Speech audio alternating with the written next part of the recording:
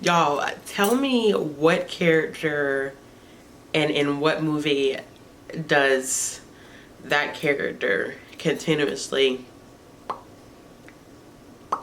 until it aggravates another character and they get extremely pissed off. Let me know.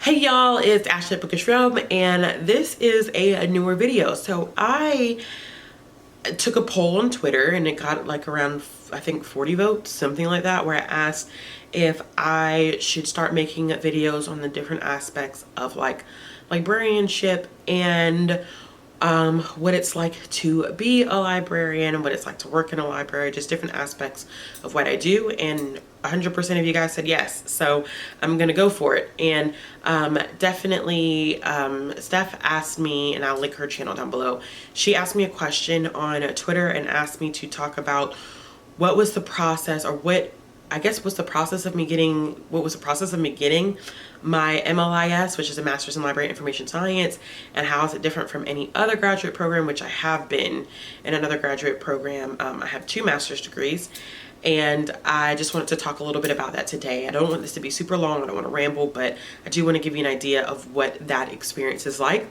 So I actually started working for a library before I actually applied to go to school. And I'm actually glad that I did it that way, because what I've seen a lot in job postings for libraries is that they want you to have some type of experience. Like for like librarians, they want you to have some type of experience plus your degree. And it's like, well, if I've been in school, how am I supposed to get the experience? So and I'm not this is not me doing any advisement or telling anybody who's interested in how to be a librarian. This is not the one all be all, but I almost feel like it's almost great to go to a library and work as a library assistant or associate first, and then go back to school, because then you have the experience under your belt of working in a library, plus you have a degree. So I ended up working in the library, and I think 3 months after I started working in the library, I was like, you know what, this is something I definitely could see myself doing for the rest of my life. I love it. I'm such a, as you can see, I'm such a book nerd. And I love encouraging people to invest in literacy and reading and using their public library. Although, since becoming a librarian officially, library work is a lot more than just recommending books, reading books, or doing reader's advisory. There's a lot of programming that goes on. There's a lot of operational stuff, check in, check out, shelving.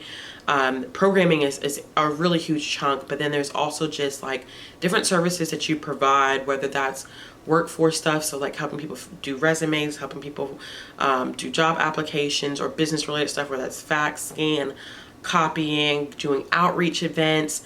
There's so much more to being a librarian than what I think people think or have a perception of. And I really want to kind of use these videos as a way to break those perceptions and give you guys a better insight of what it's really like to work in a library and what it's like to be a librarian. Now, throughout these series of videos, I will not be mentioning where I work or the system that I work for, only because of the fact that I want to, for my personal safety, remain anonymous, and it is the place where I work, and I just don't want to affiliate that with what I'm doing in my personal life. So, you know, you guys understand that. It's just one of those things. So after I pretty much decided that I wanted to go back to school and get my MLIS, I looked into just different resources about what programs to enter into, and what was the difference between just getting a master's in library information science and getting a master's from a school that is ALA accredited. So if you don't know, ALA stands for the American Library Association, and all jobs that you're going to go to, if you are interested in being a librarian, they're going to ask that you have your master's in library information science from an ALA accredited school, meaning that the American Library Association has to give their stamp of approval for that school's library program, which is great because we don't necessarily all learn the same things, but ALA holds us all to the same standards, which makes, you know, ideas and stuff and conversations about librarianship kind of cohesive. So I actually ended up in a program where it was all online, which was absolutely great, and it was an ALA accredited school. I did the crazy thing because if you work, I think any master's program here in the States that you do, it has to be 36 credit hours that you have to get in order to receive your master's. And I typically, people just work at it. When you get to like the higher level master's and doctorate degrees, people kind of pace themselves, because at that time most people are already working full-time, or they have families, or they have a lot of stuff going on in their personal life, so they may take like one class here or two classes there, and they pace themselves out. I wanted to be Superwoman and decided to take 3 classes at one time. And the huge difference between my other master's program that I did as opposed to this master's program is that being all online, it created a lot more flexibility, meaning that I wasn't forced to go to a classroom at all. So I was able to work full-time and still go to school full-time, instead of trying to figure out some random schedule and fitting work and school into at the same time. It just would have been completely ridiculous. So that's probably a huge difference from that program that I did before in this second program. Other than that, honestly, there are no major differences. The work level from getting a bachelor's to a master's for me is significantly different. They require a lot more work, a lot more analytical thinking, critical thinking, a lot more writing, and a lot more reading. A heck of a lot more reading. I took a track. So every school is not the same, but the school that I attended provided us with tracks. It's not really true tracks, but you would take classes that would fall under this specific category. So there were a lot of people who were going school librarianship, which means that you would become an accredited teacher that would be able to become a media specialist within a school. And then a lot of us chose just a traditional route in which, you know, you could do emphasis in like archival work or youth services, or if you wanted to focus on like public libraries, or if you wanted to do medical libraries, academic libraries. There were so many different paths that you could take. I took an emphasis in youth services, and it was great because I got to take classes like management of youth services in a public library. I took classes on children's lit. I took classes on teen lit. And the literature classes, as my advisor told me in the beginning, you don't want to take a lot of those classes at one time, because what they do is a survey course of the history of literature as it applies to that age group. So you are reading a whole bunch of just different materials. Like for my children's lit class, I read so many children's books, children's graphic novels. I had to listen to children's audiobooks. And when I took the teen lit class, I was reading a ton of YA stuff, listening, and a lot of this stuff is associated with like awards that are put out for children's books and for teen books, like I don't know, the Prince Award, like for teen stuff, Newbery, Caldecott, Newbery for children's books, Caldecott for illustrations. A lot of them mostly in picture books. So learning those award systems. So we weren't just reading for the sake of reading. It was a lot of analyzing why these books got these awards, why these authors were recognized, how times have shifted and changed it, times have shifted and changed the way that books are written. And it was really interesting in the teen lit class, in which we spent a lot of time understanding where even the concept of young adult has come. So it's so amazing watching people on BookTube, and it's like, why this, why that, why this, why that. And a lot of people who participate, and this could be an assumption of my own, but I'm just assuming that a lot of people who are reading YA or immersed in YA don't even realize that like in the 1980s, there was no official, there wasn't a market really heavily geared towards YA as there is now. Like, I mean, YA is like the new thing and a huge thing in publishing, and it's amazing to see how much it's blown up and expanded, especially since it's not that old. It is a very, very young subgroup of the publishing industry. So I really, really, really enjoyed that class, and I was able to see a lot of shifts in young adult literature as it pertained like in the 80s, 90s, and in the current period. We even did stuff like watching movies and analyzing how book to movie adaptations occur and how that influences reading and how that changes perception of reading. I've learned a lot about how graphic novels for children are great bridgers between for kids who are considered reluctant readers. If you don't not familiar with that terminology, reluctant readers are children who are not really, they're not about reading. Not saying that they can't read, but they may have trouble transitioning into reading longer or more complex books, because you know that we usually start off when we're reading, we start off with stuff like board books, which are the hard books for babies, picture books, which sometimes don't have a lot of words, and you know, you do have picture books that actually can be used for grades all the way up to 12th here in the States. Not sure what the equivalent is in Europe, but I know up to grade 12 here in the States, you can use picture books. There are some picture books that are like that. But understanding that sometimes that transition period from going from a picture book to a chapter book is super, super hard, because they're used to that graphic, the graphic pieces in picture books, seeing those pictures and using the words to kind of connect the dots. So graphic novels still have that pictorial element, and it's still that connection with the words, but it is a little bit more complex. And then once they get into that phase and transitioning them into chapter books, and then there's chapter books that are good transitional pieces. There's so many different elements to it, and I will make a separate video if you guys want me to, just about children's lit and what I've learned, and YA lit and what I've learned in my courses, because I can talk about that stuff for forever, but I can't, because it's just about the program and the program in general. If you decide to get your master's in library information science, don't think that you are simply getting a degree and all you're going to be doing is reading and analyzing books. That, more so for me, is geared towards like an English degree as opposed to a library information science degree. When you get a library information science degree, you are responsible for taking other classes outside of that. You have to take classes that surround programming. I learned about database building through Microsoft Access. There are classes where I had to learn about information retrieval, how people process information. There were classes where I had to learn about collection development, classes where I had to learn about managerial stuff. So there's a lot of different components to a master's in library information science, as opposed to, oh, you know, I'm a librarian. Because I think the stereotype of librarians is that all we do all day is sit around and read and recommend books. And that's not true. So many different, I wish I could tell you my responsibilities at work without identifying where I work, but that's a little too hard.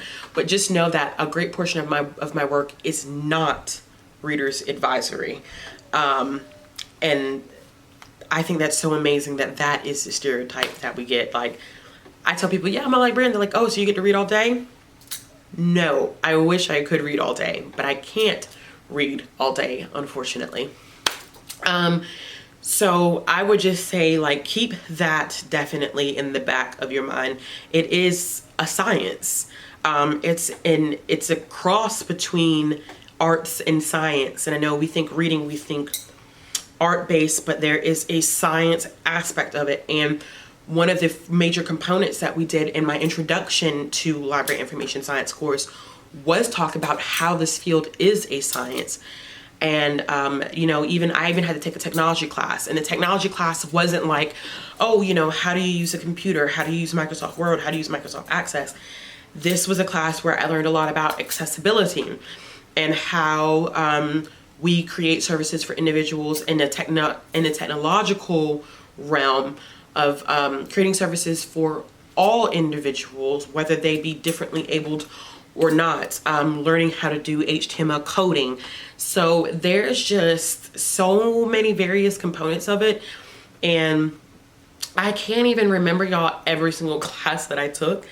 Because I took, let's say 3, 6, 9, 12. So yeah, 12 classes. So I took 12 classes, and it was so much information. A lot of it was discussions. A lot of it was collaborative work. We never actually met in person, ever. The only time that I've seen my classmates is at graduation and orientation. And orientation, you technically don't see all your classmates because everybody completes a program at their own pace. So you don't really see, you know, like, you may see some people and they may end up graduating after you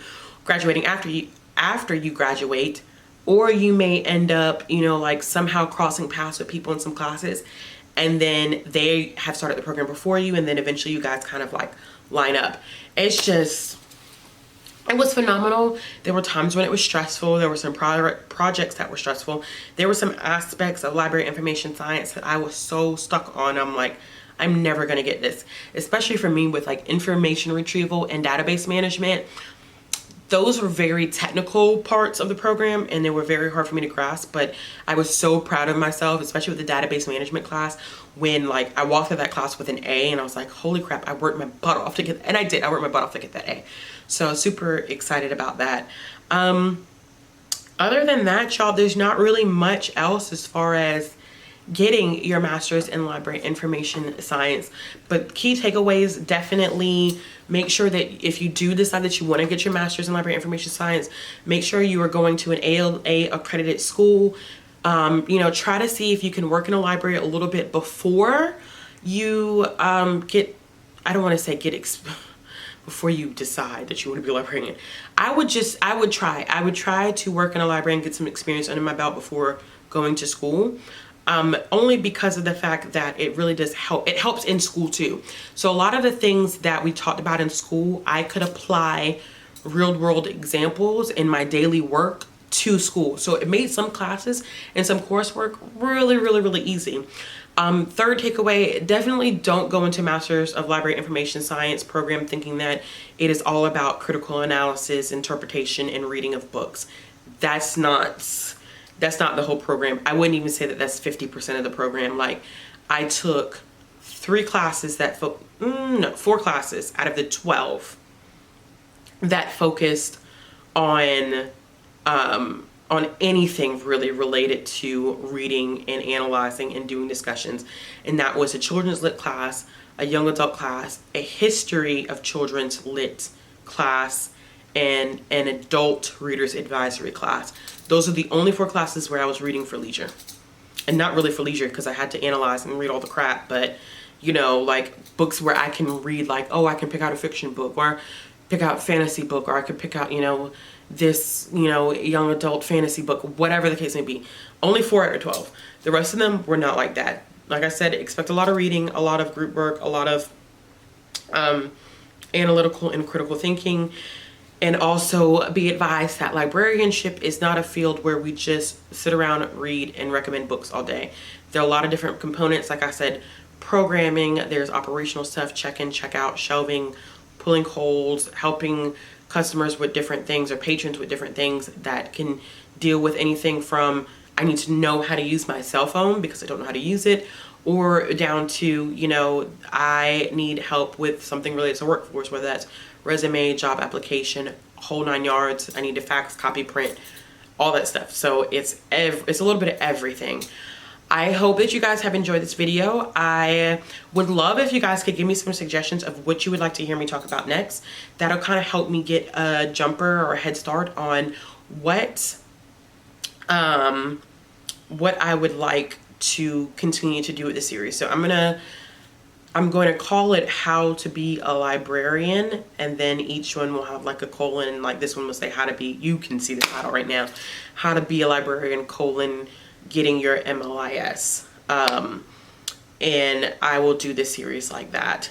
If you guys have any questions about like pacing, good schools to look at, you know, what track or field to take, definitely let me know in the comment box. Also, like I said, let me know your recommendations. I would love that. If you like this video, give it a thumbs up. And if you want to see more content from me, make sure you click the subscribe button. And as always, I hope you guys have a wonderful evening. Bye.